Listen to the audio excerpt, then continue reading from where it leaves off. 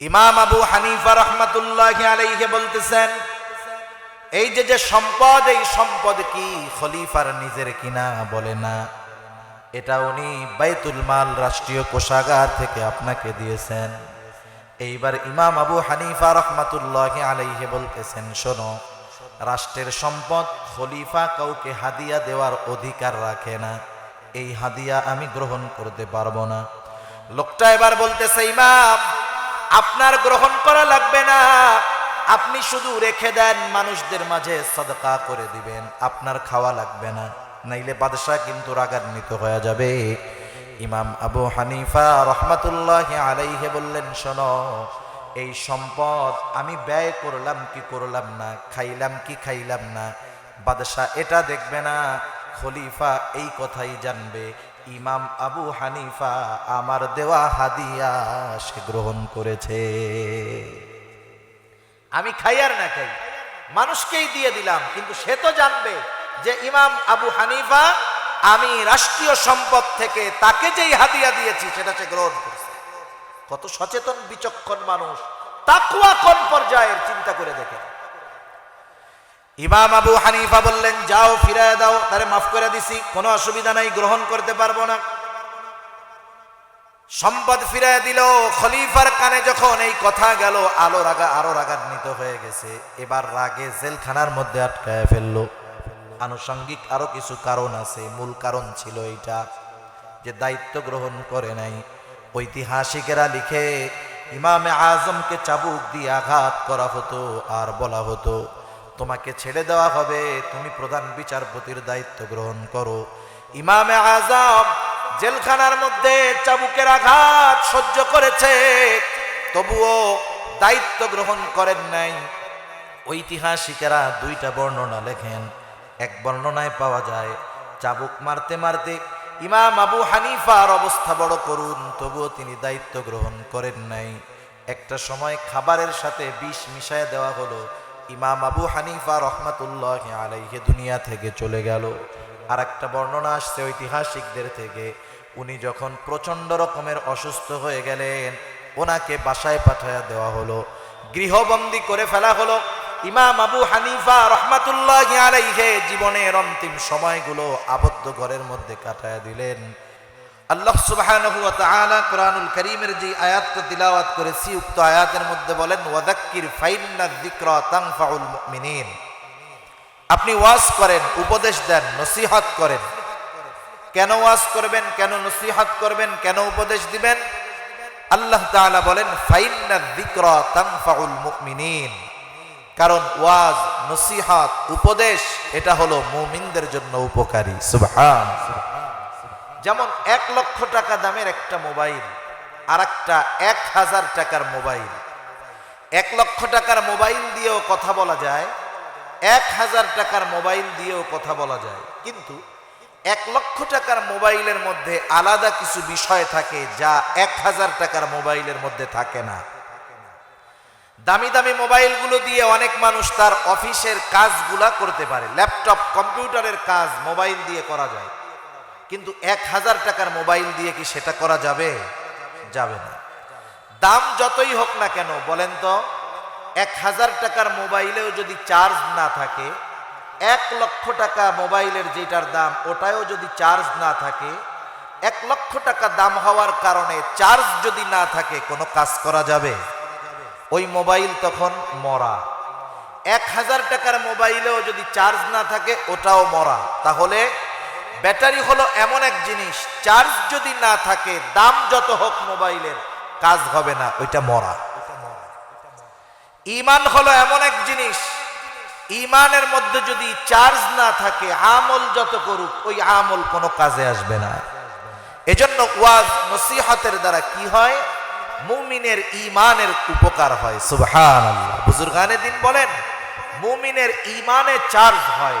ব্যাটারিতে যেমন চার্জ দিলে কথা বলা যায়, ল্যাপটপ, ইন্টারনেটের কাজ করা যায়, অনুরূপভাবে নসিহতের মাধ্যমে ঈমানে চার্জ হয়, তখন আমলের আগ্রহ, ইচ্ছা পয়দা হয়। সুবহানাল্লাহ। এজন্য রাসূলুল্লাহ সাল্লাল্লাহু আলাইহি ওয়াসাল্লাম ওয়াজ করেছেন। বক্সের আওয়াজটা ছাড়েন, আর বক্সের আওয়াজটা আরো ছাড়েন। তাহলে ওয়াজ নসিহতের দ্বারা ঈমানের চার্জ হয়। আল্লাহ তাআলা বলেন ফাইন্নায যিকরা তানফাউল মুমিনিন, কারণ নসিহত উপদেশ এটা মুমিনদের জন্য উপকারী।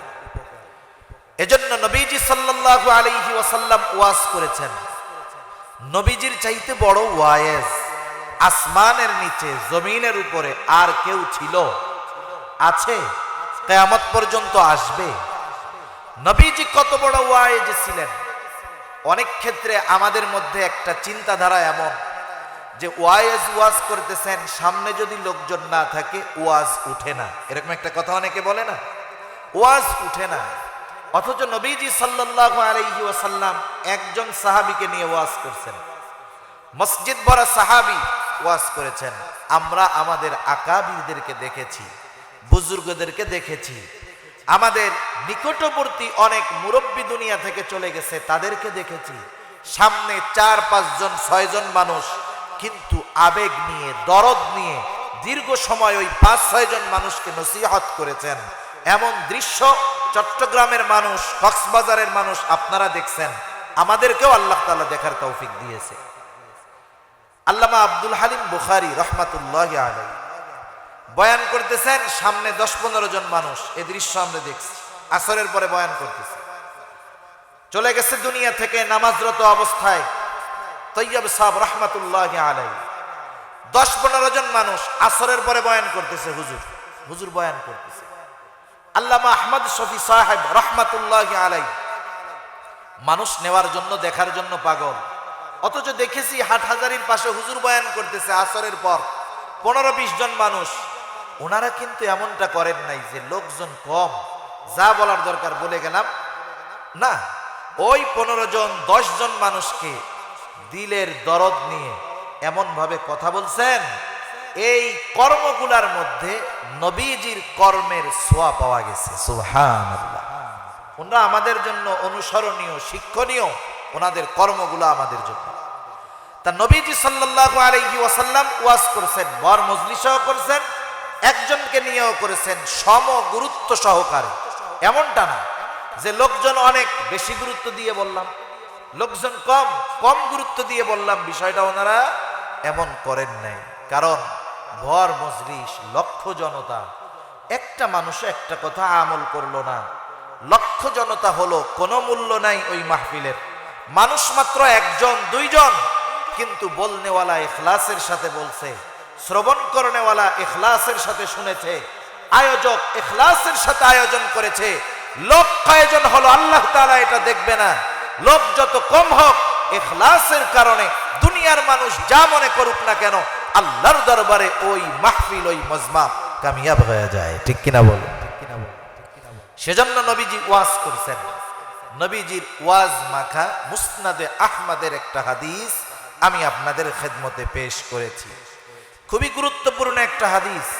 আল্লাহ রাসূল সাল্লাল্লাহু আলাইহি ওয়াসাল্লাম এই হাদিসের মধ্যে আমাদেরকে 4টি গুণে গুণান্বিত হতে বলেছেন। কয়টি গুণে? 4টি গুণে। লাভটা কি যদি এই 4 গুণে আমরা গুণান্বিত হতে পারি? আপনারা হয়তো ইদানিং কালে বারবার তাম দুনিয়ার বড় বড় মানুষদের জবান থেকে, আমাদের দেশের সর্বোচ্চ দায়িত্বশীল ব্যক্তিদের জবান থেকে বারবার হয়তো আপনারা শুনতেছেন দুর্ভিক্ষের কথা। শুনতেছেন না? 2023 সালে দুর্ভিক্ষ শুরু হতে পারে। আসলে দুর্ভিক্ষ কাকে বলে এটা এখনকার প্রজন্মের সন্তানেরা শব্দ শুনেছে, কিন্তু দুর্ভিক্ষ দেখে নাই। আপনারা তো লবণের চাষ করেন আলহামদুলিল্লাহ, গোটা বাংলাদেশের লবণের বড় একটা অংশ আপনাদের এদিকে চাষ হয়, চট্টগ্রাম, কক্সবাজার এই দিক দিয়ে। আমি মুরব্বীদের মুখে শুনেছি 5 পয়সা ছিল স্বাধীনতা পরবর্তীকালীন সময়ে দুর্ভিক্ষ লেগেছে, 5 পয়সা ছিল লবণের কেজি, মাত্র 5 পয়সা। দুর্ভিক্ষের সময় সেই লবণের কেজি হয়েছে 1974-এ 50 টাকা। 5 পয়সার লবণ 50 টাকা হয়ে গেছে। আমাদের অঞ্চলে মুরব্বীদের মুখে শুনেছি, আপনারা চিনবেন কিনা জানি না, আমাদের অঞ্চলগুলাতে রাস্তার 2 পাশে এক ধরনের কচু হয়। কচু চিনেন তো? বুনো কচু বলে। ওগুলা মানুষ খায় না, ওগুলা খাইলে গা চুলকায়, গাল চুলকায়, কেউ খায় না। গরু ছাগলে ওইগুলা খায় না। মানুষ ক্ষুধার তীব্রতায়, ক্ষুধার যন্ত্রণায়, অভাবের কারণে দুর্ভিক্ষে পতিত হয়ে ওই কচু লবণ ছাড়া সিদ্ধ করে খাইতো ক্ষুধা নিবারণের জন্য। এই অবস্থার সম্মুখীন হয়তো আপনারা হন নাই, কিন্তু যারা হয়েছে তাদের মুখে আমরা শুনেছি। ওই কথা শোনার পরে দুর্ভিক্ষ কি শব্দ একটু যদি চিন্তা করি বুঝতে পারবো। অনেকে হয়তো মোবাইলের মধ্যে দেখছেন সোমালিয়াতে দুর্ভিক্ষ, আফ্রিকার একটি দেশ। সোমালিয়ার ছোট ছোট বাচ্চারা খাবার না খাইতে খাইতে পরিস্থিতি এমন, একেবারে দেহে কোনো মাংস নাই, কেমন জানি কঙ্কালের উপরে শুধু চামড়া দেওয়া, প্রত্যেকটা হাড় তাদের গোনা যায়, চক্ষুগুলা কোটরের মধ্যে চলে গেছে, নড়তে পারে না, চলতে পারে না। এটা দুর্ভিক্ষের একটা প্রতিচ্ছবি। বলেন তো, আল্লাহ তাআলা তাদের হেফাজত করুক। আমরাও কি ওই রকম কোন দুর্ভিক্ষ কামনা করি? আমরাও কামনা করি। রাসূল আকরাম সাল্লাল্লাহু আলাইহি ওয়াসাল্লামের যেই হাদিসখানা আপনাদের খেদমতে পেশ করেছি, উক্ত হাদিসের আলোকে আমরা যদি জীবন সাজাতে পারি, আশা করা যায় আল্লাহ সুবহানাহু ওয়া তাআলা দুনিয়াতে যত বালা মুসিবত আসুক না কেন, দুনিয়াতে চলার জন্য যা প্রয়োজন তার ব্যবস্থা আল্লাহ তাআলা করে দিবে। আল্লাহ রাসূল সাল্লাল্লাহু আলাইহি ওয়াসাল্লাম বলেন, قال رسول الله صلى الله عليه وسلم أربع إذا كنا فيك فلا عليك ما فاتك من الدنيا। নবীজি সাল্লাল্লাহু আলাইহি ওয়াসাল্লাম বলেন, আরবাউন ইযা কুন্না ফীকা ফালা আলাইকা মা ফাতাকা মিনাদ দুনিয়া। নবীজি সাল্লাল্লাহু আলাইহি ওয়াসাল্লাম বলেন, চারটি জিনিস, ইযা কুন্না ফীকা ফালা আলাইকা মা ফাতাকা মিনাদ দুনিয়া, চারটি জিনিস যদি তোমার মধ্যে থাকে, ফালা আলাইকা, আর কোনো কিছু তোমার নাই। নবীজি বলেন, চিন্তার কোনো কারণ নাই, মা ফাতাকা মিনাদ দুনিয়া, এই চার জিনিস থাকার কারণে দুনিয়া তোমার হাতছাড়া হবে না। কথাটা একটু বোঝার দরকার। দুনিয়া হাতছাড়া হবে না, এই চার গুণ থাকলে এর দ্বারা উদ্দেশ্য কি? বুজুর্গানে দিন বলেন, এর দ্বারা উদ্দেশ্য হলো দুনিয়ার জমিনে মানুষ, একটা হলো প্রয়োজন আর একটা হলো বিলাসিতা। কথাটা বোঝানোর জন্য বলতেছি, একটা হলো প্রয়োজন আর একটা হলো বিলাসিতা। যখন কোনো মানুষের ক্ষুধা লাগে, ক্ষুধা বুঝেন তো, যখন কোনো মানুষের ক্ষুধা লাগে, তখন তার জন্য প্রয়োজন হলো ক্ষুধা নিবারণ করা, ক্ষুধাটাকে দূর করা। বলেন তো, ক্ষুধা নিবারণের জন্য কেউ যদি শুটকি ভর্তা দিয়ে ভাত খায়, তার খিদা দূর হবে কি হবে না? হবে। আবার কেউ যদি 10 প্রকারের তরকারি দিয়ে ভাত খায়, ক্ষুধা দূর হবে কি হবে না? তাহলে 10 প্রকারের তরকারি দিয়ে যদি খাবার খায়, ক্ষুধা নিবারণ হবে। 1 প্রকার শুটকি ভর্তা দিয়েও যদি খায়, ক্ষুধা নিবারণ হবে। এই জায়গায় ক্ষুধা নিবারণ করার জন্য প্রয়োজন হলো খাবার, এটা 1 প্রকারের তরকারি হলেই যথেষ্ট। আবার 10 প্রকার দিয়ে খেলেও ক্ষুধা দূর হবে, তবে এটা প্রয়োজনাতিরিক্ত, যেটাকে বলা হয় বিলাসিতা। ক্ষুধা নিবারণের জন্য 1 ধরনের তরকারি যথেষ্ট। আবার দেখেন, এই যে শীতের কাল, শীতের সময়, শীত থেকে বাঁচার জন্য সোয়েটার দরকার, শীতের কাপড় দরকার।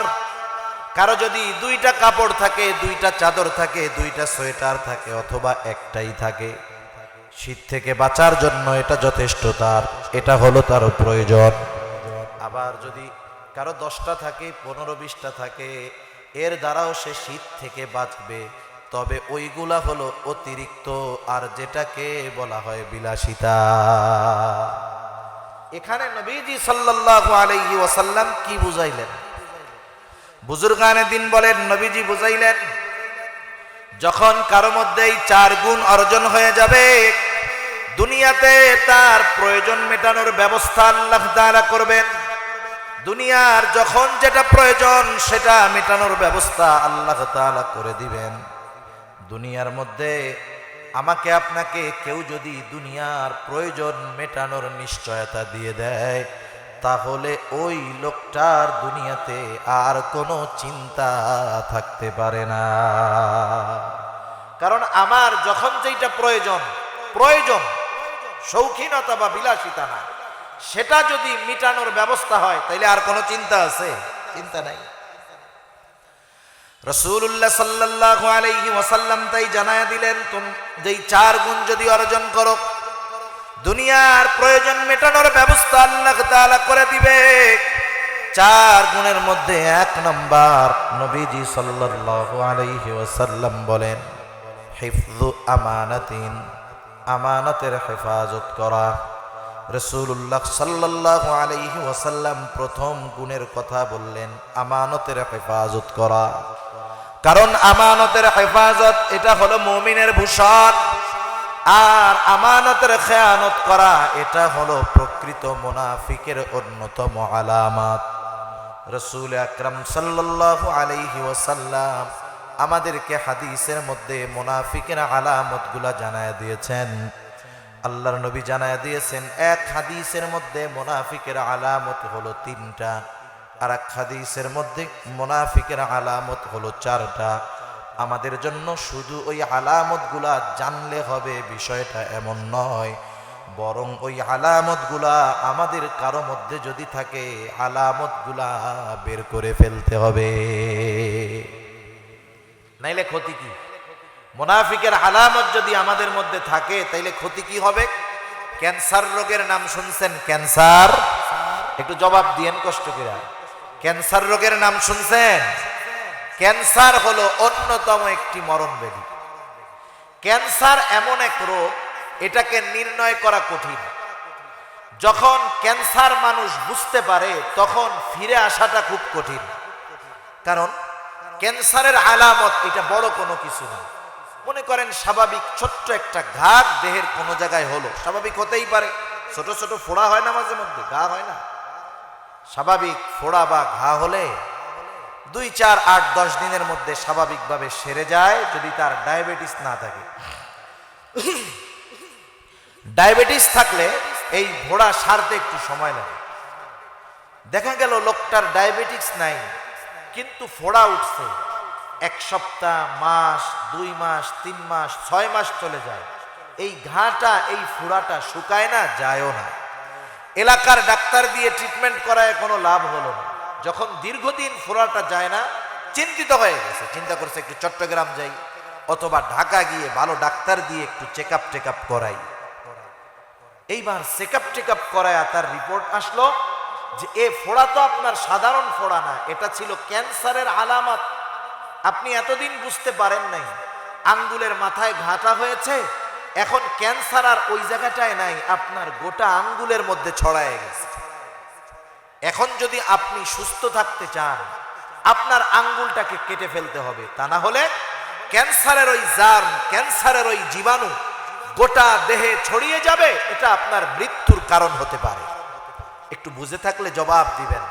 কারো ব্যাপারে যদি এমন ভাবে রোগ ধরা পড়ে যে তার এক আঙ্গুলে ক্যান্সারের জীবাণু ছড়ায় গেছে, ডাক্তার বললেন আঙ্গুল কেটে ফেলতে হবে, তা না হলে গোটা দেহে ক্যান্সারের জীবাণু ছড়িয়ে মৃত্যুর কারণ হতে পারে। এইরকম যদি কারো হয়, সে কি বলবে যে ডাক্তার মইরা যাই কিন্তু আঙ্গুল কাটতে রাজি নেই? এটা বলবে? বরং বলবে ডাক্তার আঙ্গুল কাটা লাগে লাগুক, প্রয়োজনে আমার 1 হাত কাইটা ফেলেন, তাও জানি ক্যান্সারের কোনো জীবাণু আমার দেহের মধ্যে না থাকে। ক্যান্সারের জীবাণু যদি দেহের মধ্যে থাকে, এক সময় এটা জীবন ধ্বংসের কারণ হতে পারে। মুনাফিকের আলামতগুলা ক্যান্সারের জীবাণুর চাইতেও ভয়ানক, মারাত্মক। কারো মধ্যে যদি মুনাফিকের আলামতগুলা বাসা বেঁধে যায়, একটা সময় ওই আলামত তার জীবন নয় বরং ঈমান ধ্বংসের কারণ হয়ে যায়। এজন্য আলামতগুলা শুধু জানলে হবে না, আমাদেরকে এগুলা মানতে হবে, থাকলে বের করে দিতে হবে। নবীজি সাল্লাল্লাহু আলাইহি ওয়াসাল্লাম জানায় দেন, মুনাফিকের অন্যতম প্রধান আলামত হলো ইদা হাদ্দাসা কাযাবা। মুনাফিক যখন কথা বলে মিথ্যা কথা বলে। ইদা ওয়াদা আখলাফা, ওয়াদা করলে ওয়াদা খেলাফ করে। ইদা তুমিনা খানা, আমানতের খেয়ানত করে। ওয়া ইদা তাখাসামা ফাজারা, মুনাফিকের যখন কারো সাথে তর্ক বিতর্ক হয়, ঝগড়া বিবাদ হয়, মুনাফিক অশ্লীল মন্দ বকাঝকা করে। মিথ্যা কথা বলা, ওয়াদা খেলাফ করা, আমানতের খেয়ানত করা, তর্ক বিতর্ক লাগলে, ঝগড়া বিবাদ হলে বকাঝকা দেওয়া, এই যে কর্মগুলা আপনাদের এলাকার মানুষের মধ্যে আছে না নাই? আফসোসের ব্যাপার, আলামত মুনাফিকের বেশি পাওয়া যায় মুমিনের মধ্যে। অনেক মুমিন পাবেন এই চার ত্রুটি তার মধ্যে পরিপূর্ণভাবে আছে। আছে না নাই? থাকলে এগুলা বাইর করতে হবে, নাইলে ঈমান ধ্বংস হয়ে যেতে পারে। তা মুনাফিকের আলামত গুলার মধ্যে অন্যতম আলামত আমানতের খেয়ানত করা। আমানতের খেয়ানত এটা শুধু যে আমল সম্পৃক্ত বিষয় এমন নয়, বরং আমানতের সম্পৃক্ততা ঈমানের সাথে। নবীজি সাল্লাল্লাহু আলাইহি ওয়াসাল্লাম এক হাদিসের মধ্যে বলেন, লা ঈমানা লিমান লা আমানাতা লাহ। নবীজি বলেন, যার মধ্যে আমানতদারিতা নাই তার ঈমান নাই। আমানতের সম্পর্ক শুধু আমলের সাথে নয়, ঈমানের সাথে সম্পৃক্ত বিষয় হলো আমানতের হেফাজত। কিন্তু আফসোস, এ ব্যাপারে আমাদের উদাসীনতা থাকার কারণে, অজ্ঞতা থাকার কারণে, না জানার কারণে অনেক নামাজি মানুষ আমানতের খেয়ানত করতেছে, সে নিজেও জানে না। কেউ যদি না জানে যে আগুনে হাত পুড়ে যায়, কেউ যদি না জানে, এটা না যাই না যদি আগুনে হাত দেয়, হাতটা কি পুড়বে? একটু বলেন না, পুড়বে? আমি আপনি না জানি ঠিক, কিন্তু মুনাফিকের কর্ম, আমানতের খেয়ানত আমার আপনার দ্বারা দিনের পর দিন হয়েই যাচ্ছে। কারণ আমানতদারিতাকে আমরা নির্দিষ্ট একটা বিষয়ের মধ্যে সীমাবদ্ধ করে ফেলছি। আমরা মনে করি আমানতদারকে, যার কাছে কোনো সম্পদ রাখা হলো, যথাসময়ে সে মালিকের সম্পদটা ফিরাইয়া দিল, লোকটা আমানতদার। আমরাও মনে করি আমার এই গুণটা তো আছে, আমিও মনে হয় আমানতদার। লেনদেন সম্পৃক্ত আমানতদারিতার ব্যাপারে আমাদের ধারণা আছে, কিন্তু আমানতদারিতা যে শুধু লেনদেন সম্পৃক্ত বিষয় নয়, আরো অনেক বিষয় আমানতের সাথে সম্পৃক্ত, এটা আমাদের জানা নাই। এটা আফসোসের ব্যাপার, এগুলো আমাদের জানার দরকার ছিল। তাহলে আমানত এক নম্বরে হয় লেনদেনের মধ্যে। আল্লাহ তাআলা কোরআনুল কারীমের মধ্যে বলেন, ইন্নাল্লাহা ইয়া'মুরুকুম আন তুআদ্দুল আমানাতি ইলা আহলিহা।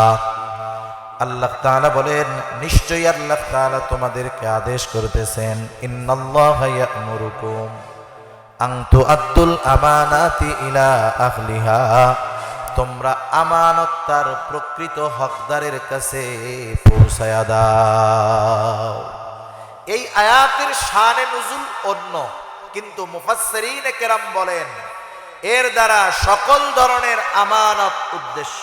সেজন্য আমার আপনার কাছে যদি কারো আমানত থাকে, সম্পদ রক্ষিত থাকে, সম্পদের মালিকের যদি মনে নাও থাকে, আল্লাহ তাআলার আদেশ আমাকে আপনাকে নিজ দায়িত্বে ওই প্রকৃত মালিকের কাছে তার সম্পদ পৌঁছিয়ে দিতে হবে। কিন্তু আফসোস, এক্ষেত্রেও আমাদের অনেক গাফলতি আছে। আমানতদারিতা তো বহুত দূরের কথা, আমরা তো মানুষের হক পরিপূর্ণ খেয়ে ফেলতে পারলে মনে করি অনেক সম্পদের মালিক হয়ে গেলাম। অনেক ক্ষেত্রে আমাদের সমাজে এরকম অনেক মানুষ আছে, কি করে জানেন? দোকানদারের থেকে বাকি আনছে 300 টাকা, মনে করেন কথার কথা। দোকানদার তো একজনকে সামলায় না, ব্যস্ততার সময় যখন এক দোকানে যাওয়া হয়, দোকানদার একজন, তার ক্রেতা 10 জন। আপনি বা আমি যে কোনো একজন তার কাছ থেকে 500 টাকার মাল বাকি এনে বললাম, ভাই লিখে রাখো, আমি পরে দিব। দোকানদার বলল ঠিক আছে। চলে আসলো ক্রেতা, দোকানদারের ভুলে লিখতে মনে নাই, কারণ ব্যস্ততা, লোকজন অন্যান্য আরো আছে। ক্রেতা যিনি, তার মনে আছে যে 500 টাকা পায়।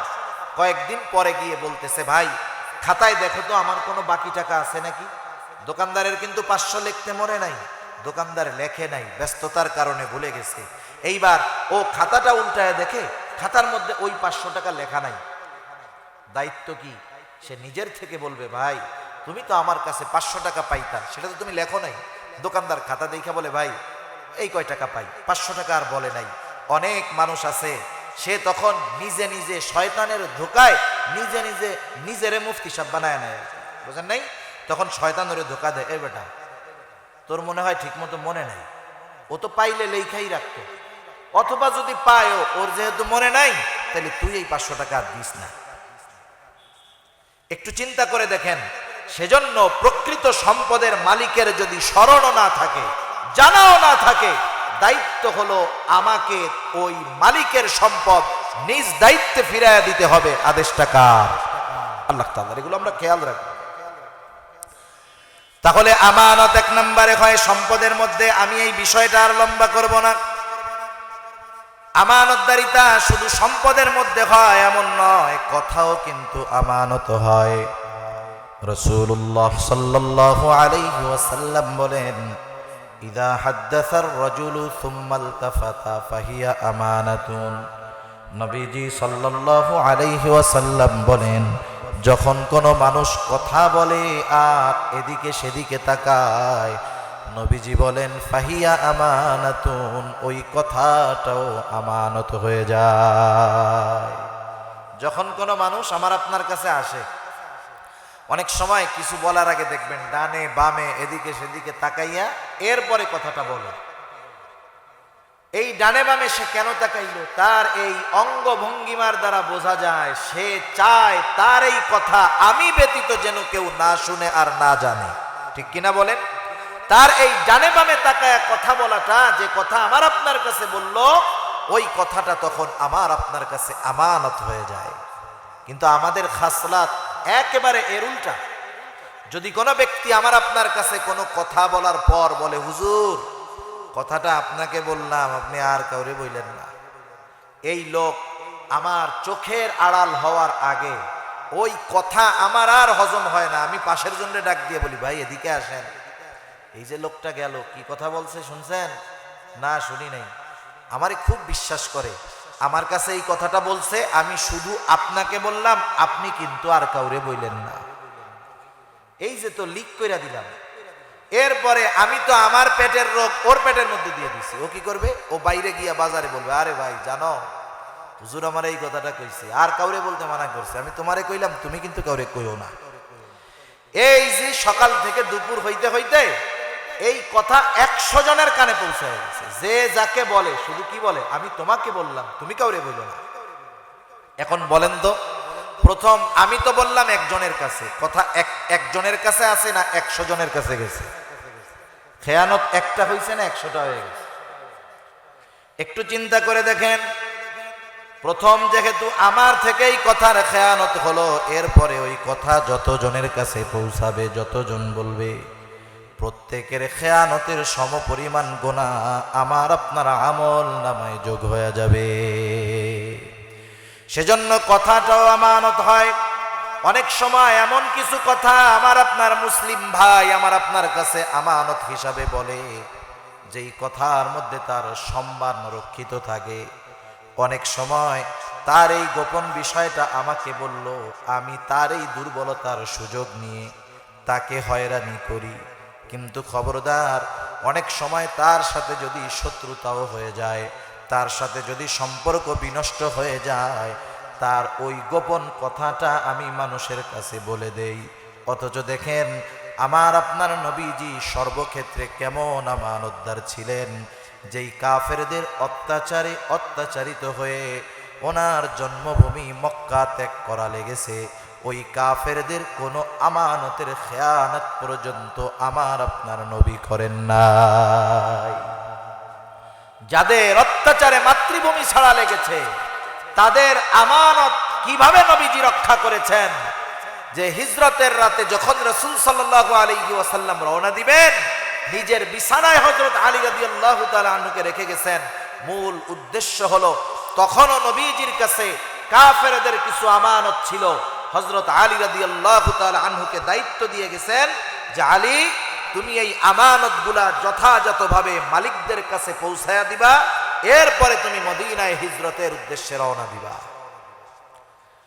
সেজন্য একটা সময় কারোর সাথে আমার আপনার ভালো সম্পর্ক ছিল, তার গুরুত্বপূর্ণ কথা আমাকে বলছে, হতে পারে সামাজিক কারণে, রাজনৈতিক কারণে, ধর্মীয় কারণে, হয়তো তার সাথে আমার মনোমালিন্যতা হতে পারে, দ্বন্দ্ব হতে পারে। খবরদার, ওই সময় তার ওই গোপন কথাটাকে আমি অস্ত্র হিসাবে ব্যবহার করব না। শত্রু যত হোক, মনোমালিন্যতা যত হোক, আমি তার ওই কথাগুলা আমানতদারিতার সাথে হেফাজত করব। করা যাবে তো ইনশাআল্লাহ? এগুলো মনে রাখতে হবে আমাদের। তাহলে আমানত হয় সম্পদের মধ্যে, কথার মধ্যে। শুধু তাই না, দায়িত্বটাও হয় আমানত। এখন তো এমন এক জামানা, এমন এক সময়, এমন এক কাল, একটা সময় মানুষ দায়িত্ব নিতে চাইতো না, এখন দায়িত্ব নেওয়ার জন্য প্রতিযোগিতা করে। শুধু তাই না, ঘুষ দিয়া হইলেও দায়িত্ব নিতে হবে। আছে না নাই? এক সাহাবীর ব্যাপারে এমন বর্ণনা আছে, একদিন এক মজলিসে ওনার অনুপস্থিতিতে আলোচনা হইতেছে। রাষ্ট্রীয় যে কোনো একটা গুরুত্বপূর্ণ বিষয়ের দায়িত্ব তাকে দেওয়া হবে, তার অনুপস্থিতিতে এক মজলিসে আলোচনা হইতেছে। এখনো তাকে দায়িত্ব দেওয়া হয় নাই, শুধু আলোচনা হলো। ওই মজলিসের একজন গিয়ে ওই সাহাবীর কাছে বলতেছে, ও ভাই, তোমার ব্যাপারে আজকে মজলিসে এই আলোচনা হলো, অমুক বিষয়ের দায়িত্বটা তোমাকে দেওয়া হতে পারে, এখনো দেওয়া হয় নাই। যখন কানে গেছে রাষ্ট্রীয় এই বিষয়ের দায়িত্ব দেওয়া হতে পারে, ওই সাহাবী চিন্তায় পড়ে গেছেন। উনি কি করবেন ভাবতেছে। উনি দায়িত্ব দেওয়া হতে পারে এই টেনশনে রাতের বেলায় সব কিছু গোছায়া এলাকা ছেড়ে তিনি চলে গেছে।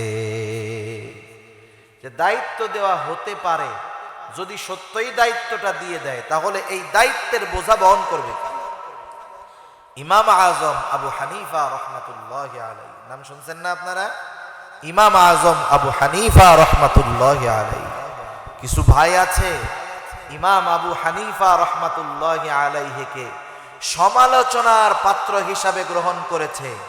দুনিয়ার যত আক্রমণ ইমাম আবু হানিফা রহমাত, তার তাকওয়া সম্পর্কে, তার ইলম সম্পর্কে তারা যদি জানতো আর তারা যদি জ্ঞান সম্পন্ন হতো, ইমাম আবু হানিফা রহমাতুল্লাহি আলাইহির সমালোচনা করার সাহস পেত না। ঠিক কিনা বলেন?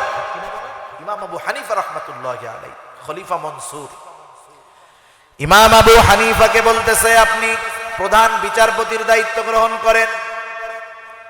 খলিফা সরাসরি প্রস্তাব দিয়েছে, কত বড় এক পদের প্রধান বিচারপতি। ইমাম আবু হানিফা রহমাতুল্লাহি আলাইহি প্রস্তাব ফিরাইয়া দিয়েছেন। সবার সামনে খলিফা প্রস্তাব দিয়েছে, সরাসরি তার প্রস্তাব তিনি ফিরাইয়া দিলেন। খলিফা রাগান্বিত হয়ে গেল। ইমাম আজম আবু হানিফা রহমাতুল্লাহি আলাইহির গায়ে চাবুক দিয়ে আঘাত করল। খলিফা মনসুরের চাচা খলিফা মনসুরকে বলতেছে, মনসুর, তুমি কাজটা ভালো করো নাই। তুমি তোমার আত্মমর্যাদা দেখিয়ে, দাম্ভিকতা দেখিয়ে ইমাম আবু হানিফার গায়ে আঘাত করেছো, ভালো করো নাই। তার কাছে তুমি ক্ষমা চাও। এইবার খলিফা মনসুর ক্ষমা চাওয়ার জন্য একজন লোককে ইমাম আবু হানিফার কাছে পাঠায়া দিলেন। সাথে সাথে এক থলে স্বর্ণ মুদ্রা হাদিয়া পাঠায়া দিলেন। বললেন যে, শোনো, ইমাম আবু হানিফাকে গিয়ে বলবা, খলিফা তার আচরণের কারণে আপনার কাছে ক্ষমা চেয়েছেন, তিনি লজ্জিত হয়েছেন, আপনার জন্য এই হাদিয়াটুকু তিনি পাঠিয়েছেন। অবশ্যই তিনি যদি হাদিয়াটা গ্রহণ করেন, আমি বুঝবো তিনি আমাকে ক্ষমা করে দিয়েছেন। এইবার লোকটা ইমাম আবু হানিফা রহমাতুল্লাহি আলাইহির কাছে আসলো, স্বর্ণ মুদ্রার থলে নিয়ে হাজির। এসে বলতেছে, ইমাম, আপনার সাথে খলিফা যে আচরণ করেছে, তিনি লজ্জিত হয়েছেন, ক্ষমা চেয়েছেন, আপনি তাকে ক্ষমা করে দেন। আপনার জন্য এই হাদিয়াটা পাঠাইছে, এক থলে স্বর্ণ মুদ্রা। শুধু তাই না, তিনি বলেছেন আপনি যদি এই হাদিয়াটা গ্রহণ করেন, তাহলে উনি নিশ্চিত হবে যে আপনি তাকে ক্ষমা করে দিয়েছেন। ইমাম আবু হানিফা রহমাতুল্লাহি আলাইহি বলতেছে, শোনো, আমি তাকে ক্ষমা করে দিয়েছি, কিন্তু এই মোহর আমি গ্রহণ করতে পারবো না, আমার এটা গ্রহণ করা সম্ভব নয়। বলে খলিফা হাদিয়া পাঠাইছে, রাখেন। ইমাম আবু হানিফা প্রশ্ন করতেছে, খলিফা কি তার নিজের টাকা থেকে এই হাদিয়া আমাকে দিয়েছে নাকি?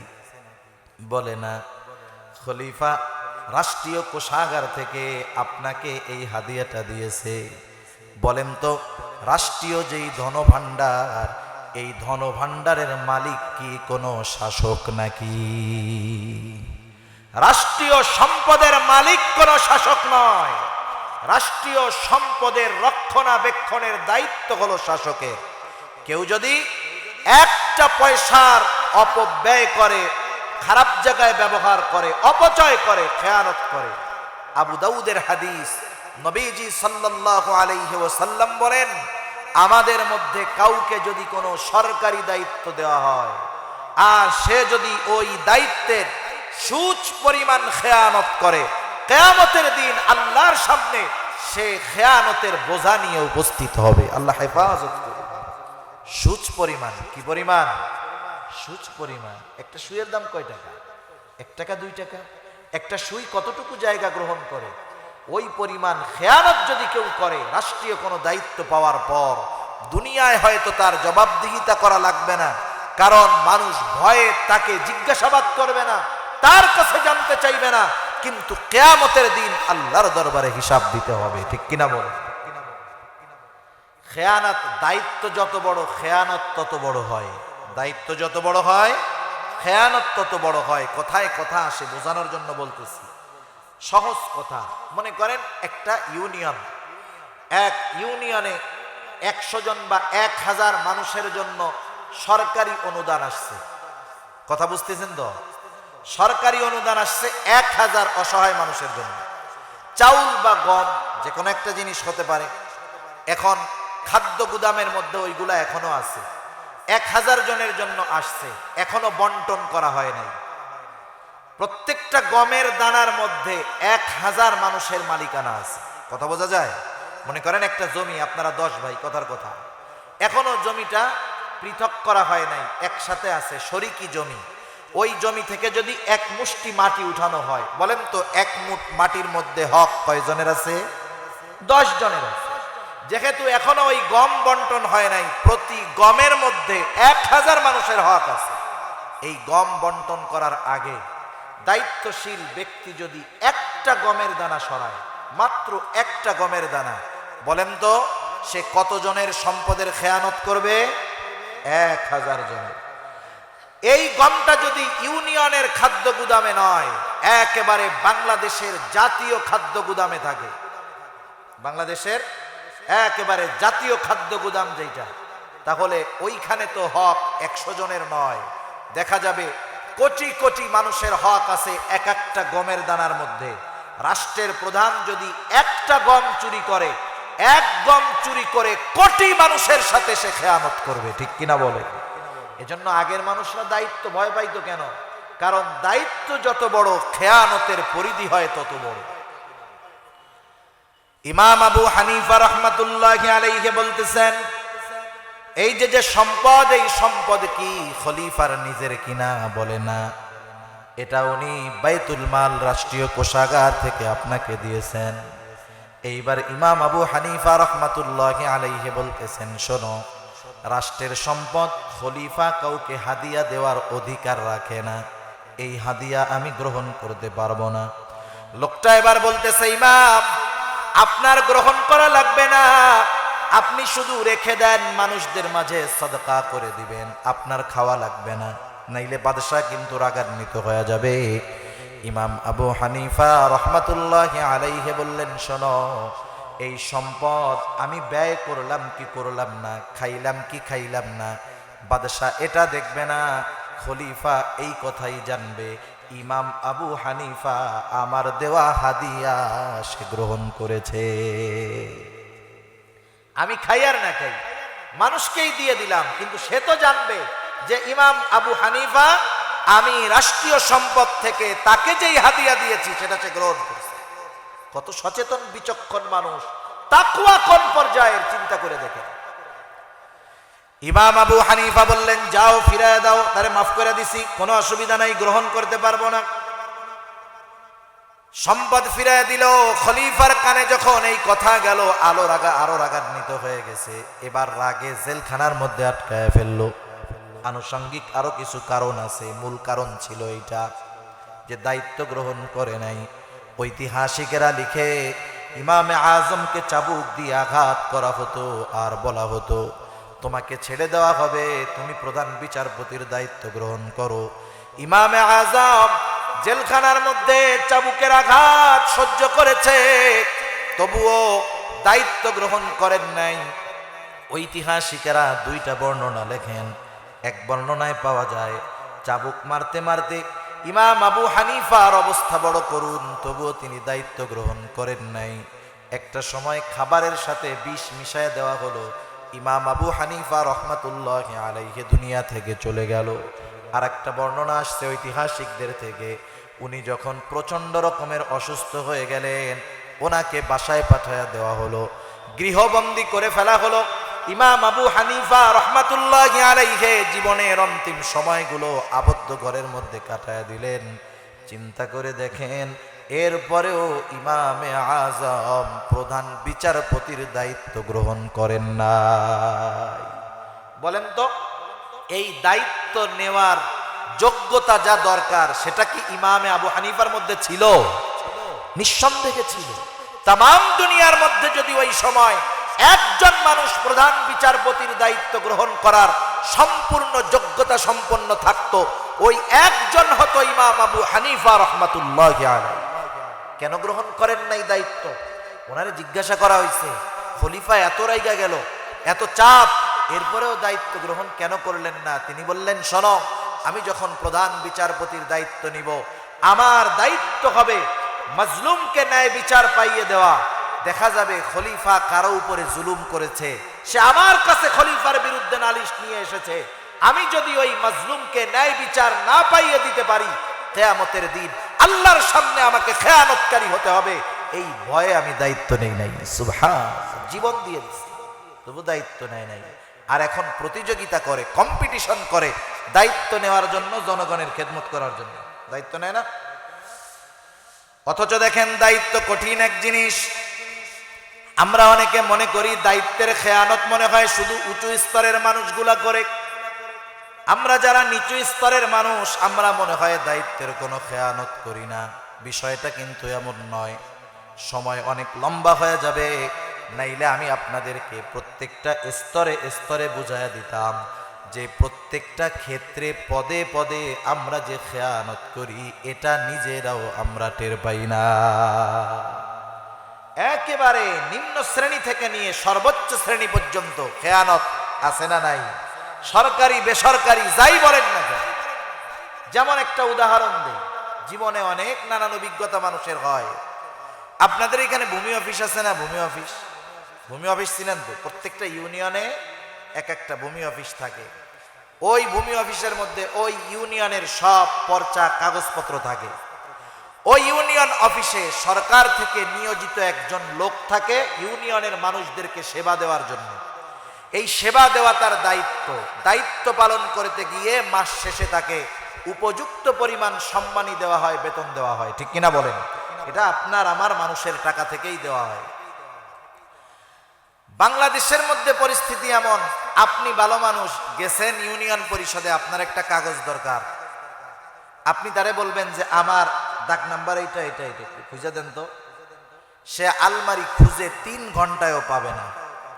একদিন, 2 দিন, 3 দিন যাবেন, কাজ হবে না। এরপরে আপনি যদি চিন্তা করেন কাজ কেন হয় না, আর একজনের সাথে পরামর্শ করলেন, বলে ভাই জীবনেও তোমার কাগজ খুঁজে পাবে না, একটা শর্তে পাবে। কি শর্তে? চা পান খাওয়ার টাকা দিও। একটা চা আর একটা পান খাইতে লাগে 10 টাকা, কিন্তু ওরা যে চা আর পান খায় ও 10 টাকায় হয় না, মিনিমাম 1000 টাকা লাগে। ঠিক না? চা পান খাওয়ার টাকা দিও, কাজ হবে।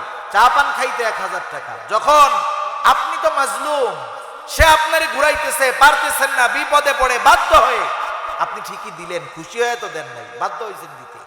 আপনি যখন তারে ওইটা দিবেন, দেখবেন যেই কাগজ 3 দিন খুঁজে পায় নাই, ওর 3 মিনিটও লাগবে না ওইটা পাইতে। শুধু এই লোকটা দায়িত্বের খেয়ানতকারী, কোনো সন্দেহ নাই। এটা যদি কোনো নিম্ন স্তরের মানুষ করে, মাঝে মধ্যে কাজের জন্য আপনারা লোক নেন না? যে কোনো বাড়ির কাজের জন্য, জমির কাজের জন্য লোক লাগান না? কি বলে আপনাদের এদিকে? হ্যাঁ, কি বলে এদিকে? জন নেয় বা কামলা নেয়, কি বলে? নেয় না?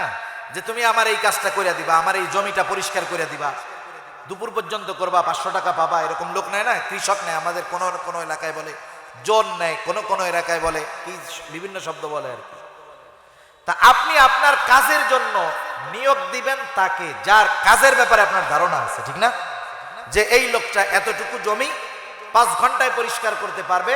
আপনি চুক্তি করলেন যে এটা পরিষ্কার করবা, বিকেলবেলা এসে টাকা নিয়ে যাবা।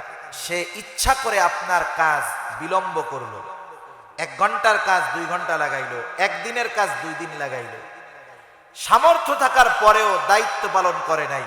ওই লোকটা বিকালে আইসা আপনারে বলল, চাচা যেই জমিটা পরিষ্কার করতে দিয়েছেন এই জমিটার ঘাস অনেক মজবুত শক্ত, আমি টাইনা টুইনা উঠাইতে পারি নাই, আমি তো পারছি, আমি শক্তিশালী মানুষ, এই জন্য অর্ধেক করছি, অন্য কেউ হইলে অর্ধেকও পারতো না, আমি আগামীকাল বাকিটা করে দিব না। দেখেন, সে কিন্তু পুরা জমি পরিষ্কার করার যোগ্যতা তার মধ্যে ছিল।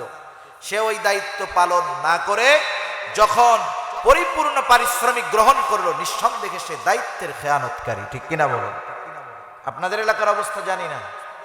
স্কুলের মধ্যে সবার মেধা তো সমান নয়। শিক্ষাঙ্গনের অবস্থাগুলা কি একটু বলার দরকার। শিক্ষা জাতির মেরুদণ্ড।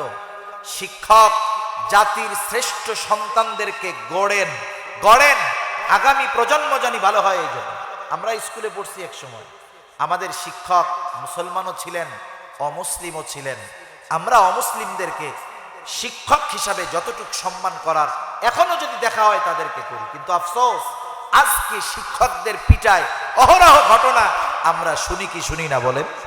কেন শুনি? কারণ শিক্ষকরাও তো তাদের দায়িত্ব পালন করে না, তারাও তো দায়িত্বের খেয়ানত করে। কেমনে করে? মনে করেন এক ক্লাসের মধ্যে অঙ্কের টিচার অঙ্ক করাইতেছে, কথা বুঝতেছেন তো আপনারা? অঙ্কের শিক্ষক অঙ্ক করাইতেছে, সবার মেধা সমান নয়, কাউকে একবার বললে বোঝে, ওই একই জিনিস বোঝানোর জন্য আরেকজনকে 10 বার বলা লাগে। স্যার অঙ্কটা করলেন, বললেন অঙ্ক তোমরা বুঝতে পারছো? 20 জন ছাত্র আছে ক্লাসের মধ্যে, সামনের 4 জন বলতেছে স্যার আমরা বুঝতে পারছি, বাকি 16 জন বুঝতে পারে নাই। তারা বলে স্যার অঙ্ক তো বুঝি নাই। স্যারের দায়িত্ব কি? বাকি 16 জনকে ওই অঙ্ক বা ওই পড়াটা বুঝাইয়া দেওয়া, এটাই তো দায়িত্ব নাকি? স্যার কি বলে জানেন? অঙ্ক বুঝবা কেমনে? তোমরা তো আমার কোচিংয়ে আসো না, প্রাইভেটে আসো না, ওই প্রাইভেটে আইসো, অঙ্ক বুঝাইয়া দিব না। স্যারের দায়িত্ব ছিল কি, উনি করলো কি?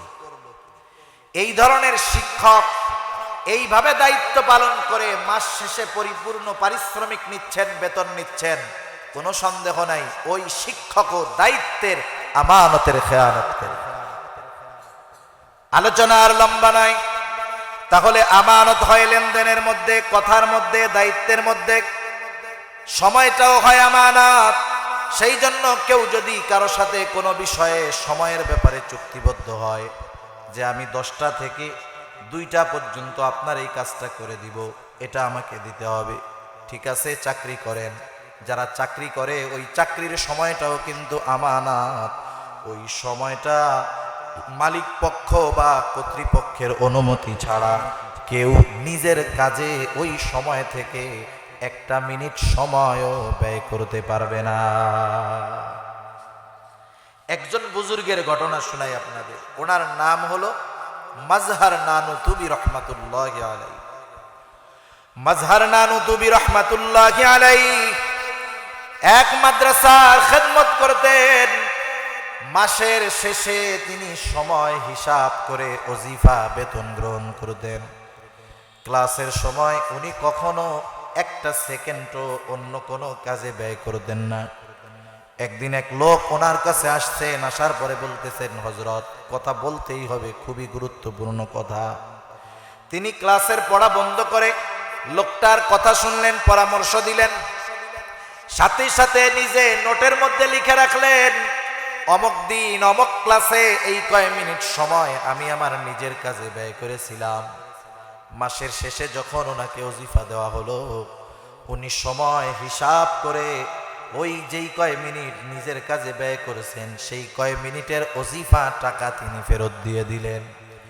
অফিস থেকে জিজ্ঞাসা করা হলো, হযরত কি ব্যাপার, এটা কি বেশি গেছে নাকি? তিনি বললেন, না, এটা বেশি এসেছে এমনটা নয়, বরং অমুক দিন অমুক ক্লাসে 10টা মিনিট সময় আমি আমার নিজের কাজে ব্যয় করেছিলাম, ওই 10 মিনিট সময়ের ওজিফা গ্রহণ করা আমার জন্য বৈধ হবে না।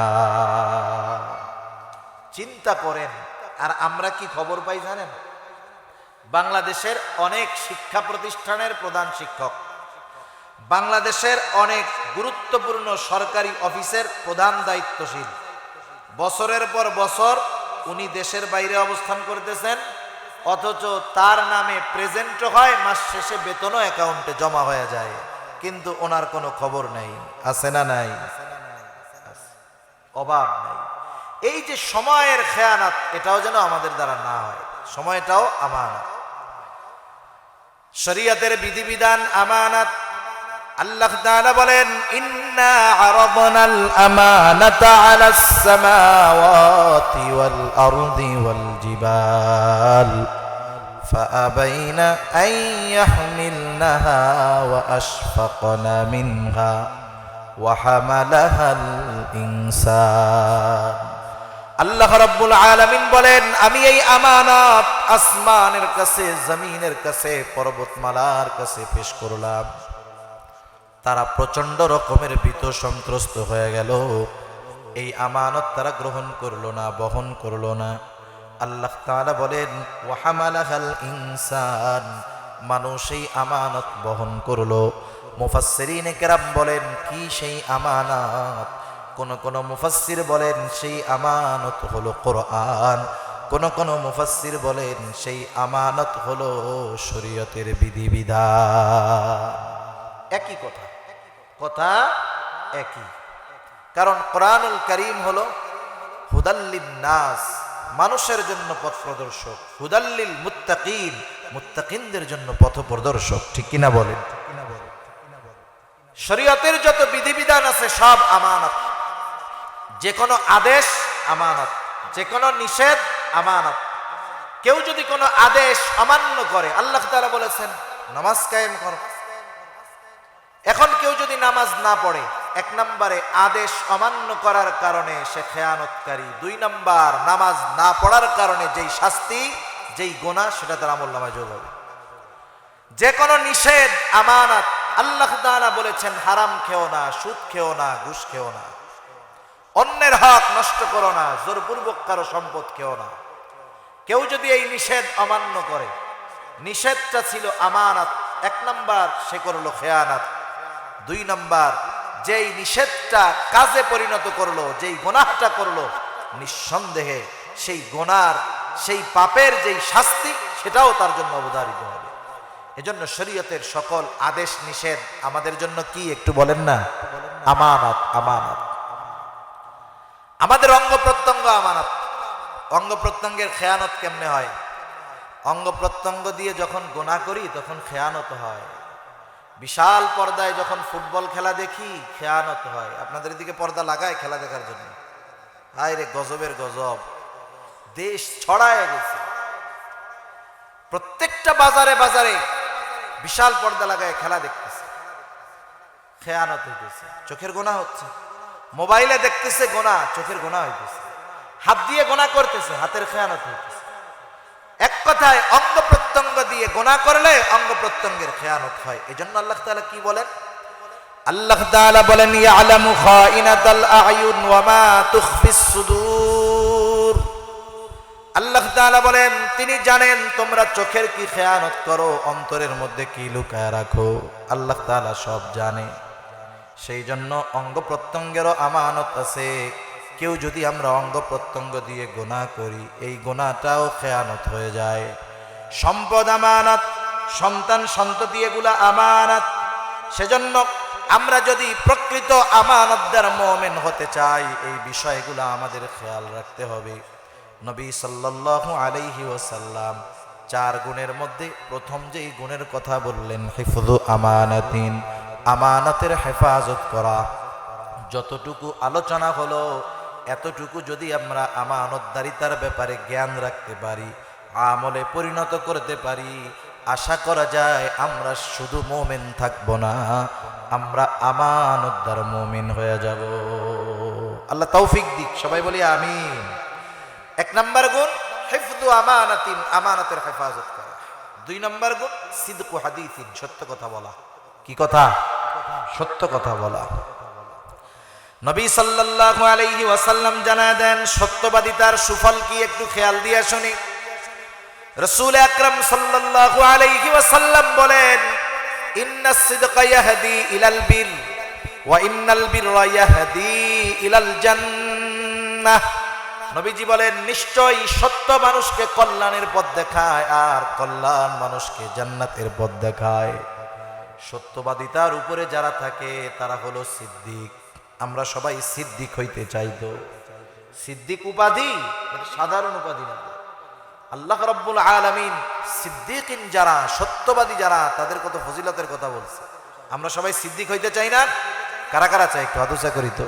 নারায়ে তাকবীর, আর একটু জোরে নারায়ে তাকবীর। হাত নামাই আমরা, আলহামদুলিল্লাহ। কষ্ট নিয়েন না, একটু হাত উঠাইলাম, মুরব্বীরা আছেন। মাঝে মধ্যে এই তাকবীর দেওয়ার দরকার। আমরা তাকবীর কম দিতে দিতে ইসলাম বিদ্বেষীরা এখন এই তাকবীরটাকে একটি দলের তাকবীর বানায় ফেলতেছে। আপনারা যারা হয়তো শুনে থাকবেন, নাও শুনে থাকতে পারেন, এগুলা ইমানের দাবি, বলতে হবে, কিছু করার নাই। এই কথাটা আমি আগে বলতাম কিন্তু জেহেনে আসলো পরে, বলার দরকার। একজন পুলিশ গতকাল, উনি মুসলিম ধর্মের নয়, হিন্দু ধর্মের একজন মানুষ, উনি গতকাল সাংবাদিকদেরকে বলতেছেন নারায়ে তাকবীর, আল্লাহু আকবার।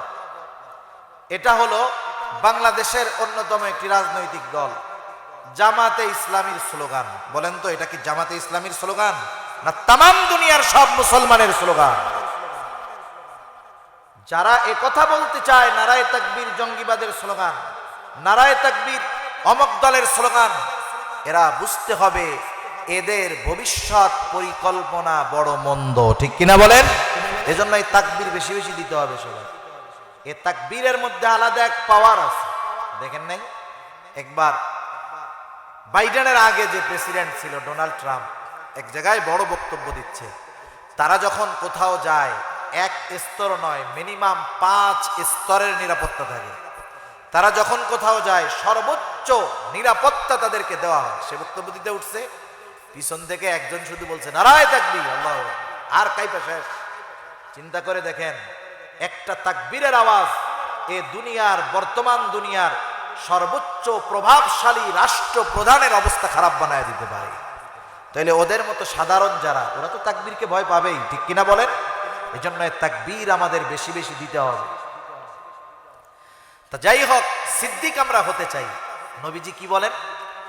রাসূলুল্লাহ সাল্লাল্লাহু আলাইহি ওয়াসাল্লাম এরপরে বলেন, যখন কোনো ব্যক্তি সত্য বলতেই থাকে, একটা সময় ওই লোকটা আল্লাহ তাআলার নিকটে সিদ্দিক বলে গণ্য হয়ে যায়। এরপরে নবীজি বলেন, ওয়া ইন্নাল কিযবা ইয়াহদি ইলাল ফুজুর ওয়া ইন্নাল ফুজুরা ইয়াহদি ইলান নার। নবীজি বলেন, মিথ্যা মানুষকে পাপের পথ দেখায় আর পাপ মানুষকে জাহান্নামের পথ দেখায়, আগুনের পথ দেখায়। এরপরে নবীজি বলেন, একটা মানুষ যখন মিথ্যা বলতেই থাকে, একটা সময় সে আল্লাহ তাআলার নিকটে মিথ্যাবাদী বলে গণ্য হয়ে যায়। আল্লাহর নিকটে যদি সিদ্দিক হওয়া যায়, এর চাইতে খুশ নসিব আর কিছু হইতে পারে? আল্লাহর নিকটে যদি মিথ্যাবাদী হতে হয়, এর চাইতে পোড়া কপাল আর কিছু হইতে পারে? সেজন্য আমরা মিথ্যা বর্জন করব। মিথ্যা হলো সকল গুনাহের মা।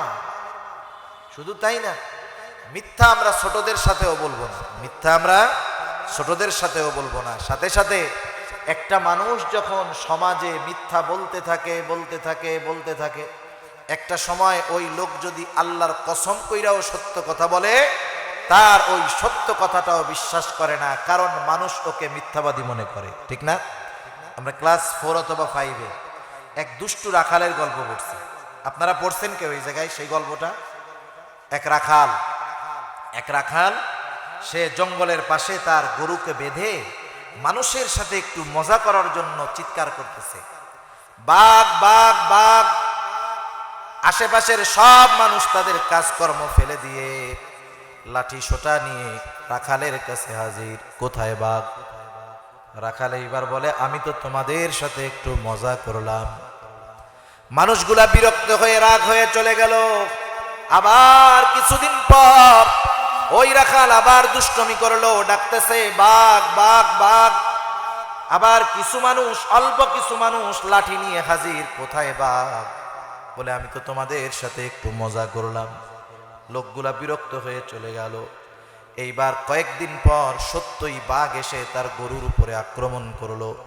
এইবার রাখাল ডাকতেছে বাঘ বাঘ বাঘ। একটু বুঝে থাকলে বলেন, আগে 2 দিন সে মিথ্যা কথা বলেছে ঠিক, কিন্তু আজকে সত্য বলে নাকি মিথ্যা বলে? একটু জোরে কন্যা কি কয়?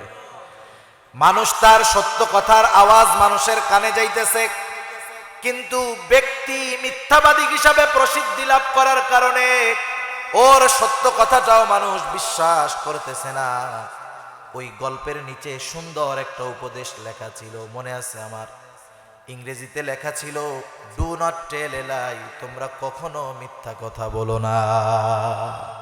এই শিক্ষা আমরা স্কুল থেকে পাইছি। আর এখন স্কুল শিক্ষা যা হইতেছে, জেনারেল শিক্ষা, দিন দিন মানবতা, নৈতিকতা, দিন শিক্ষা শূন্য। এক প্রাথমিক, মাধ্যমিক, উচ্চ মাধ্যমিক, সর্বোচ্চ পর্যায়ের শিক্ষা থেকে ইসলামকে দূর করার আর অনৈতিক দুশ্চরিত্র বানানোর শিক্ষা ব্যবস্থা একদল মানুষ এদেশে কায়েম করার অপচেষ্টা করতেছে। এক সময় আমরা স্কুল থেকেই আদব লেহাজ শিখছি। মুরব্বীরা অনেকে আছে হয়তো মাদ্রাসায় পড়ে নাই, স্কুল থেকে আদব লেহাজ আমরা শিখেছি। তা সে মিথ্যাবাদী হিসাবে প্রসিদ্ধি অর্জন করার কারণে তার সত্য কথাটাও কেউ বিশ্বাস করে নাই। সাথে সাথে ছোটদের সাথেও মিথ্যা কথা বলা যাবে না। অনেক সময় ছোট মানুষ হয়তো কোনো দুষ্টমি করে কাপ ভেঙে ফেলছে, গ্লাস ভেঙে ফেলছে, জিনিস নষ্ট করে ফেলছে। আমরা অনেক সময় দেখি বাচ্চাটা বুঝতে পারছে মা হয়তো পিটানি, ভয়ে সে দৌড় দিয়ে দূরে চলে যায়। এইবার মা তাকে বলে, এই দৌড় দিবি না, দৌড় দিলে কিন্তু পিটানি দিমু, এইদিকে আয় তাইলে কিছু বলবো না। এবার বাচ্চা চিন্তা করে দৌড় দিলে তো মার দিবে, তাই মা বলছে কাছে যাইতে, যাই কিছু বলবে না। যেই কাছে আসে মা ধরে কি লাগায়? মার লাগায়। এই কাজটা যদি কোনো মানুষ 1 দিন 2 দিন 3 দিন 4 দিন করে, এরপরে একদিন ওই ছোট বাচ্চা চিন্তা করবে, হায় রে কাছে গেলে তো মারে। এবার আম্মু বলতেছে, এই দৌড় দিবি না, কাছে আয়, নাহলে কিন্তু মার দিমু, কাছে আসলে কিছু বলবো না। এবার বাচ্চা কি বলবে? না না আমি যাব না, তুমি মিথ্যা কথা কও, তোমার কাছে গেলে আমারে তুমি পিটানি দিবা। একটু চিন্তা করেন, মনোবিজ্ঞান নিয়ে যারা গবেষণা করে এরা বলতেছে, যখন কোনো বাচ্চা কিছু বুঝতে শিখে, 3 বছরের বাচ্চা কিন্তু অনেক কিছু বুঝে, 4 বছরের বাচ্চা আর একটু বেশি বুঝে। যখন তার বুঝের শুরু, দুধ ছেড়েছে, এখন সে বুঝতে শিখে এটা ভালো মন্দ, সে যদি কারো ব্যাপারে এই বিশ্বাস তার মধ্যে ঢুকে যায় যে আমার সাথে উনি মিথ্যা কথা বলে, আমার আম্মু আমার সাথে মিথ্যা কথা বলে, আমার আব্বু মিথ্যা কথা বলে, ওই বাচ্চা বড় হওয়ার পরেও তার মধ্যে ওই বিশ্বাস জাগ্রত থেকে যায় যে আমার মা আমার সাথে মিথ্যা কথা বলে। কত বড় ক্ষতির কারণ না এটা? এজন্য ছোটদের সাথে আমরা মিথ্যা কথা বলবো না, তাদের মিথ্যা আশ্বাস দিব না। নবীজি সাল্লাল্লাহু আলাইহি ওয়াসাল্লামের কাছে একদিন একজন মহিলা আসছে। একজন মহিলার সাথে ছোট একটা বাচ্চা। ওই বাচ্চাটা দৌড় দিয়ে দূরে চলে যায়। মহিলা বাচ্চাটাকে বারবার ডাকতেছে, কিন্তু বাচ্চাটা কাছে আসে না। এবার ওই মহিলা হাতের মুঠ পাকায়া বাচ্চার দিকে ইশারা করতেছে যে এদিকে আসো, তোমাকে মজা দিব মজা দিব। এইবার বাচ্চাটা দৌড় দিয়ে ছুটে মহিলার কাছে চলে আসলো। মহিলা হাতের মুঠ খুলে বাচ্চার হাতের মধ্যে একটা খেজুর দিয়ে দিল। রহমাতুল লিল আলামিন নবীজি এই দৃশ্যটা খেয়াল করতেছিলেন। নবীজি এইবার মহিলাকে উদ্দেশ্য করে বললেন, ও মহিলা, তুমি যদি ওই বাচ্চার হাতে কিছু না দিতা অবশ্যই তুমি মিথ্যাবাদী বলে গণ্য হতা। সেজন্য ছোটদের সাথেও আমরা কি বলবো না, মিথ্যা কথা বলবো না, বদভ্যাস হয়ে যাবে পরে। আপনি প্রত্যেকদিন মজা দেন, আব্বু আমারে যাইতে দাও, চকলেট এনে দিব তোমারে। হয়তো একদিন স্মরণ নাই, 2 দিন স্মরণ নাই, 3 দিন স্মরণ নাই, এক সময় বলবে আব্বু চকলেট তো আনলা না। এক সময় কি মনে করবে যে বাপ আমার সাথে মিথ্যা কথা বলে, আম্মু মিথ্যা কথা বলে। সেজন্য ছোট বাচ্চাদের সাথে মিথ্যা কথা বলবো না, মিথ্যা তাদের শিখাবো না, মিথ্যা তাদের শিখাবো না। 3 নাম্বার নবীজি বলেন ওয়া হুসনু খলিকাতিন, উত্তম চরিত্রের অধিকারী হওয়া। এই বিষয়টা লম্বা একটা বিষয়, একেবারে সংক্ষেপে বোঝানোর জন্য বলতেছি। আমরা যদি উত্তম চরিত্রের অধিকারী হতে চাই, রাসূল আকরাম সাল্লাল্লাহু আলাইহি ওয়াসাল্লামের চারিত্রিক বৈশিষ্ট্যগুলোকে অবশ্যই আমাদের অনুসরণ করতে হবে। আর আমরা যদি নবীজির উত্তম চরিত্র এগুলাকে অনুসরণ করে উত্তম চরিত্রের মালিক হতে পারি, লাভটা কি? নবীজি সাল্লাল্লাহু আলাইহি ওয়াসাল্লামকে জিজ্ঞাসা করা হলো, হযরত আবু হুরায়রা রাদিয়াল্লাহু তাআলা আনহু থেকে বর্ণিত হাদিস। নবীজিকে জিজ্ঞাসা করা হলো, ইয়া রাসূলুল্লাহ, মিজানের মধ্যে সবচাইতে ওজন হবে কোন আমল? রাসূলুল্লাহ সাল্লাল্লাহু আলাইহি ওয়াসাল্লাম নামাজের কথা বলেন নাই, রোজার কথা বলেন নাই, হজের কথা বলেন নাই, যাকাতের কথা বলেন নাই। নবীজি বললেন মিজানে সবচাইতে ওজন হবে যেই আমল, সেটা হলো উত্তম চরিত্র। সুবহানাল্লাহ। শীতের দিন ঠান্ডা পানি দিয়ে অজু করে নামাজ পড়া বহুত কষ্টের কাজ, বহুত কষ্টের কাজ, এটা সবার দ্বারা সম্ভব না। অথচ দেখেন এই কষ্ট করার পরে যেই ইবাদত, সেটা হলো নামাজ। অবশ্যই গুরুত্বপূর্ণ ইবাদত, কিন্তু এই নামাজটাও মিজানে সবচাইতে ওজন হবে না। সবচাইতে ওজন হবে এমন এক আমল যেটার জন্য অজু করা লাগে না। উত্তম চরিত্র অর্জন করতে অজু করা লাগে? ঠান্ডা পানি দিয়ে অজু করা লাগে না, নির্দিষ্ট কোনো জায়গায় গিয়ে হাজিরা দিতে হয় না। অথচ এই আমলটা মিজানে সবচাইতে ওজন হবে। এজন্য আমরা আমাদেরকে উত্তম চরিত্রে সাজানোর চেষ্টা করব, আর অনুসরণটা হবে নবীজি সাল্লাল্লাহু আলাইহি ওয়াসাল্লামের চারিত্রিক বৈশিষ্ট্যগুলো আমাদের মধ্যে আনার চেষ্টা করব। একসাথে সবগুলো সম্ভব নয়। আমি বাবা, আমি একটু চিন্তা করব, জানবো, ওলামায়ে কেরামের কাছে গিয়ে জিজ্ঞাসা করব, হযরত বাবা হিসাবে নবীজি কেমন ছিলেন একটু বলেন না। আপনার মাদ্রাসার ওস্তাদদের কাছে জিজ্ঞাসা করেন, ওনারা বলবে যে বাবা হিসাবে নবীজি সন্তানদের সাথে এমন আচরণ করেছেন।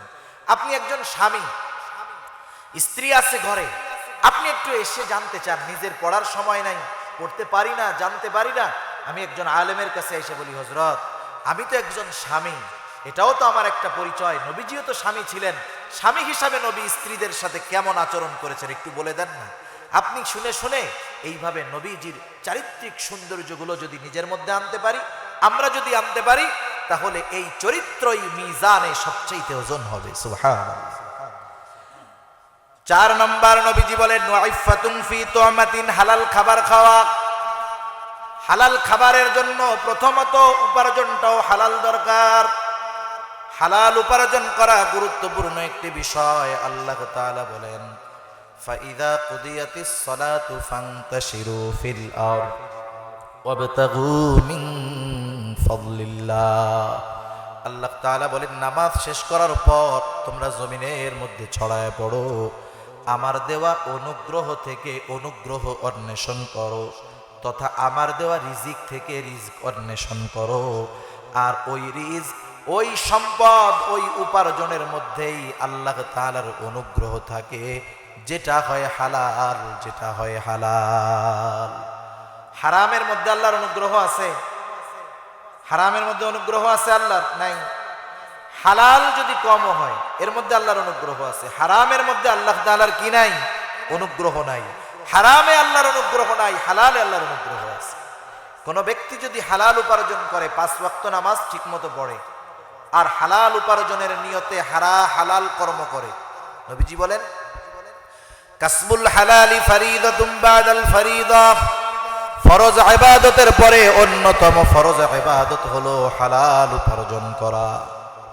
সেই জন্য কোনো ব্যক্তি যদি ইবাদত ঠিকমতো করে, যথাযথভাবে করে, হালাল উপার্জনের নিয়ত করে কোনো হালাল কর্ম করে, তার এই কাজটা ছোট হতে পারে। হতে পারে সে অটো চালায়, হতে পারে সে অন্যের জমিতে কামলা দেয়, হতে পারে সে নদীর মধ্যে মাছ মারতে যায়। সমাজের মানুষের কাছে কাজগুলা ছোট মনে হতে পারে, কিন্তু সে হালাল উপার্জনের নিয়তে এই হালাল কাজটা করে। এই কাজটা তার সাধারণ কাজ বলে বিবেচিত হয় না। হালাল উপার্জনের নিয়তে হালাল কাজ করার কারণে ওই কর্মটাও তার আমলনামায় ইবাদত বলে গণ্য হয়ে যায়। সেজন্য 1 নম্বরে হালাল উপার্জন, 2 নম্বর খাবারটা হালাল। খাবারটাও কি লাগবে? হালাল। আমাদের সমাজে কিছু মানুষ আছে উপার্জন নিয়ে টেনশন করে না, হারাম হয় হোক, কিন্তু খাবার হালাল কিনা এটা নিয়ে খুব চিন্তায় থাকে। আছে না এরকম একদল মানুষ? পকেটের মধ্যে ঘুষের টাকা, সুদের টাকা, এগুলা কি হালাল না হারাম? হারাম টাকা।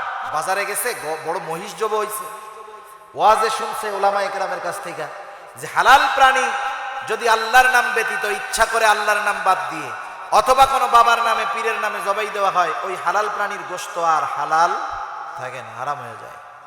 এবার কসাইরে গিয়ে জিজ্ঞাসা করে, এই এত বড় মহিষ যে জবাই দিলি, তুই কি জবাই দেওয়ার সময় আল্লাহর নাম বলছিস, মানে বিসমিল্লাহ কইছস নি? এখন কসাই কয়, কাকা আমি এত বোকা না, আমি নিজে নামাজ কালাম পড়ি না, নিজের গোনার ঠেলায় অস্থির। এখন বিসমিল্লাহ না বইলা এই মহিষ জবাই দিয়া 500 মানুষ যদি আমার কাছ থেকে গোশত কিনে, যারা খাবে খাওয়াবে, এই সবাই তো হারাম খাবে। সবাই হারাম খাওয়ার কারণে যেই গুনাহ একা আমার আমল নামায় আসবে, আমি নামাজ না পড়লেও এত বোকা না, মহিষ জবাই দেওয়ার সময় আমি 5 বার বিসমিল্লাহ দিচ্ছি। উনি মানে নিশ্চিত হইল যে গরুটা বা মহিষটা বিসমিল্লাহ বলে জবাই দিছে, হালাল গোশত। এবার বলতেছে, এই সিনার থেকে 10 কেজি গোশত দে। 10 কেজি গোশত নিয়ে পকেট থেকে যেই টাকা দিল, হালাল না হারাম?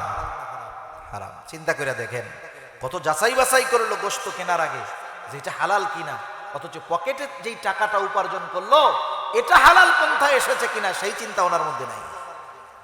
সেজন্য উপার্জনও হালাল লাগবে, খাবারটাও হালাল লাগবে। কারো খাবার যদি হারাম হয়, হারাম তার বড় বড় 4টা ক্ষতি হয়। কয়টা ক্ষতি একটু জোরে কন? 1 নাম্বার ক্ষতি, কেউ যদি হারাম খায় তার দোয়া আল্লাহ কবুল করে না। দোয়া কবুলের কিছু জায়গা আছে, সময় আছে, সে যদি ওই জায়গা ওই সময় অনুযায়ী দোয়া করে কবুল হবে না। 2 নাম্বার, যে হারাম খায় তার ইবাদত আল্লাহ তাআলা কবুল করেন না। আল্লাহ তাআলা বলেন, ইয়া আইয়ুহার রাসূলু কুলু মিনাত তাইয়্যিবাতি ওয়া আমালু সলিহা। আল্লাহ তাআলা বলেন, হে রাসূলগণ আপনারা পবিত্র খান আর আমলে সলিহ করেন। বুজুর্গানে দিন বলেন, এটার দ্বারা এটাই বোঝা যায় পবিত্র খাবার তথা হালাল খাবার আগে, আমলে সলেহ পরে। এর দ্বারা উদ্দেশ্য হলো যার খাবার পবিত্র নয় তথা হালাল নয়, তার আমলে সলেহ হয় না, মানে তার আমল আল্লাহর দরবারে কবুল হবে না। 3 নাম্বার ক্ষতি, নবীজি বলেন, লা ইয়াদখুলুল জান্নাতা জাসাদুন গুযিয়া বিল হারাম। নবীজি বলেন, হারাম বক্ষণকারীর শরীর জান্নাতে প্রবেশ করবে না। হারাম বক্ষণকারীর শরীর জান্নাতে প্রবেশ করবে না। 3টা ক্ষতি হলো, 1 নাম্বার দোয়া কবুল হয় না, 2 নাম্বার ইবাদত কবুল হয় না, 3 নাম্বার জান্নাতে প্রবেশ করতে পারবে না। 4 নাম্বার, কেউ যদি হারামকে হালাল মনে করে তার ঈমান থাকবে না। সমাজে অনেক মানুষ আছে হারামকে খায় আর আলহামদুলিল্লাহ বলে, খায় হারাম কি বলে? আলহামদুলিল্লাহ বলে। সরকারি চাকরি করত, 20,000 টাকা বেতন পায়। চাকরিকালীন সময় সংসার চালাইতে অনেক কষ্ট হইত। এখন চাকরি শেষ, টেনশন নাই কোনো, মসজিদে আসে, লম্বা তসবিহ দানা নিয়ে তাসবিহ পাঠ করে। একজন জিজ্ঞাসা করতেছে, চাচা এখন তো চাকরি নাই, আগে তো চাকরি ছিল, পরিবার চালাইতে তখন খুব কষ্ট হয়ে যাইতো শুনছি, এখন চাকরি নাই, আপনার টেনশনও নাই, এখন চলে কেন? বলে, শোনো, চাকরি শেষ করার পর সরকার একসাথে আমারে 50 লাখ টাকা দিচ্ছে। এই 50 লক্ষ টাকা সুন্দর মতো আমি সোনালী ব্যাংকে ফিক্সড ডিপোজিট করে রাখছি, মাসে মাসে 50,000 পাই। আগে পুরা মাস চাকরি কইরা পাইতাম হইলো 20,000, এখন 50 লাখ জমা রাখছি, কোনো কাজকর্ম নাই, মাসে পাই 50,000। আলহামদুলিল্লাহ, খুব ভালো চলতেছে। টাকা কিসের? কন্যা সুদের। সুদের কিসের টাকা? টাকা সুদের। খাইয়া কি কয়? আলহামদুলিল্লাহ। আহা, এই হলো আমাদের দেশের অবস্থা। খায়ও হারাম, শুকরিয়াও আদায় করে। একটু বুঝে শুনে যদি করে, যদি না জেনে থাকে আল্লাহ হয়তো মাফ করে দিবে, কিন্তু ওইটাকে হারাম জানার পরেও যদি এই হারাম খাইয়া আলহামদুলিল্লাহ বলে, ঈমান শেষ। এজন্য হারাম থেকে বাঁচতে হবে, আল্লাহ তৌফিক দান করুন। তাহলে আমরা 4টি গুণের কথা জানলাম। কয়টি গুণ একটু জোরে বলেন? নবীজি বললেন, আরবাউন ইদা কুন্না ফিকা ফালা আলাইকা মা ফাতাকা মিনাদ দুনিয়া। নবীজি বলেন 4টি জিনিস যখন তোমার মধ্যে থাকবে, ফালা আলাইকা, আর কোনো কিছু তোমার নাই, চিন্তার কোনো কারণ নাই। মা ফাতাকা মিনাদ দুনিয়া, দুনিয়া তোমার হাত ছাড়া হবে না। অর্থাৎ দুনিয়ার যা প্রয়োজন মিটায় দেওয়ার ব্যবস্থা আল্লাহ তাআলা করবে। 1 নাম্বার হিফযু আমানাতিন, আমানতের হেফাজত করা। 2 নাম্বার সিদকু হাদিসিন, সত্য কথা বলা। 3 নাম্বার ওয়া হুসনু খলিকাতিন, উত্তম চরিত্রের অধিকারী হওয়া। 4 নাম্বার ওয়া ইফফাতুন ফি তুমাতিন, উপার্জন, খাবারটাকে হালাল করা। এই 4 গুণ যদি অর্জন করা যায়, নবীজি বলেন দুনিয়ায় যদি আর কিছু নাও থাকে, চিন্তার কোনো কারণ নাই। 4 গুণ ইনশাআল্লাহ আমরা অর্জন করতে পারবো না ইনশাআল্লাহ। ত্রুটি বিচ্যুতি যদি থাকে ওগুলা বাদ দিয়ে এই গুণগুলা আমরা অর্জন করব। তাহলে আখিরাতের লাভ তো আছে, আগে তো লাভ দুনিয়ায়, ঠিক কিনা বলেন? দুনিয়ার প্রয়োজন মিটবে, সেজন্য দুনিয়ার চিন্তা কইরা হইলেও এই কাজগুলো আমরা করার চেষ্টা করি। আল্লাহ তৌফিক দান করুন, সকলে বলি আমিন। একটা দাওয়াত আপনাদের।